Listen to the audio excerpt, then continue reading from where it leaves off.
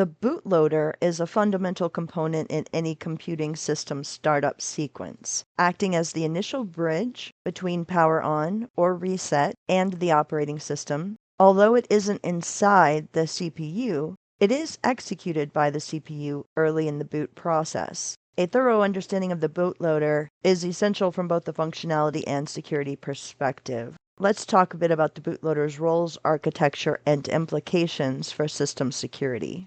The bootloader is typically stored in non-volatile memory, either in a dedicated read-only memory, ROM, or in flash storage. Many systems incorporate a minimal, immutable bootloader embedded in ROM. This is often referred to as the first stage bootloader and is trusted by design because it cannot be modified post-manufacture.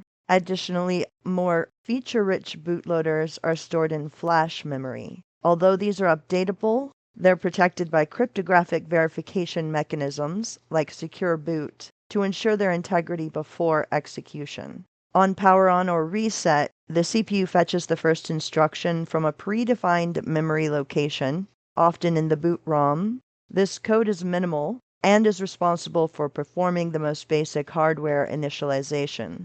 The bootloader initializes the hardware environment and then verifies subsequent firmware stages, like a secondary bootloader or the operating system kernel, through digital signatures and hash checks. This chain of trust ensures only authenticated code is executed, thereby establishing a secure runtime environment.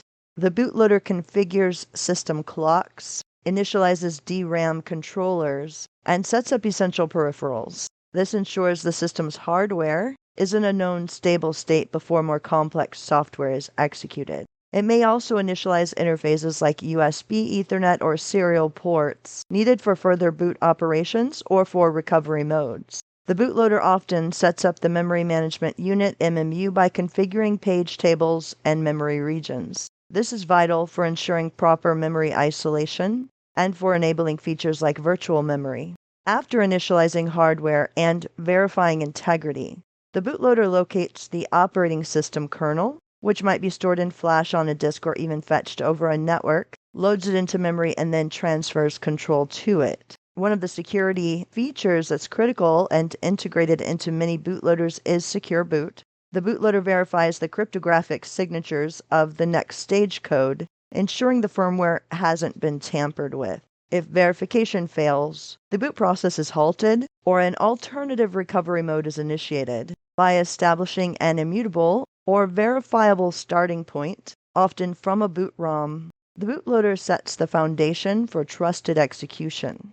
Any compromise here can undermine all subsequent security measures. There's two-stage bootloading, with the first stage being minimal immutable. This stage is designed to be as simple and secure as possible. Its responsibilities are limited to basic hardware initialization and establishing a secure channel to verify further code. The second stage, feature-rich. Once the first stage has validated the environment, the second stage bootloader can perform more complex tasks, such as user interaction, like a boot menu, loading drivers, or performing additional system checks. You have the bare metal execution. The bootloader runs in a bare metal environment, meaning there's no operating system present. This requires it to be highly optimized and efficient, often written in a combination of assembly and C programming languages. Operating in an environment with limited memory and peripheral support means the bootloader must be lean and robust. It has direct control over the hardware,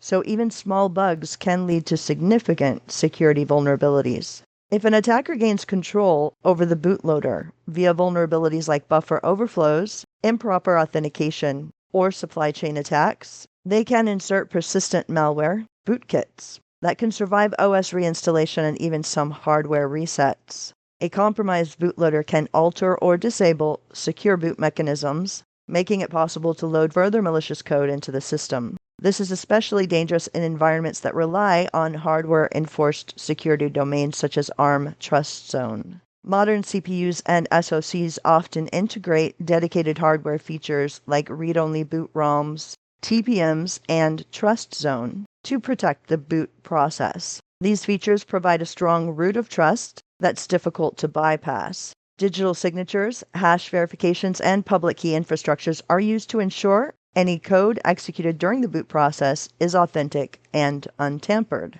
Manufacturers issue microcode and firmware updates to patch vulnerabilities in the bootloader. However, given the bootloader's critical role, any update process must itself be secure and thoroughly validated. So the bootloader is not part of the CPU, but it is one of the first pieces of software executed by the CPU. It typically resides in non-volatile storage, ROM or flash, and is critical for initializing hardware and setting up a secure environment. It performs hardware initialization, configures the system environment, memory mapping, peripheral setup, etc., and establishes a chain of trust by verifying the integrity and authenticity of subsequent code. Due to its privileged position in the boot process, a secure bootloader is essential for protecting the system against firmware attacks. A compromised bootloader can jeopardize the entire security chain, making robust design and rigorous verification mechanisms like Secure Boot indispensable. Understanding the technical details of the bootloader, from its storage and execution environment to its role in hardware initialization and security, is vital for cybersecurity professionals. This knowledge not only helps in designing secure systems, but also in recognizing, mitigating, and responding to firmware-level attacks.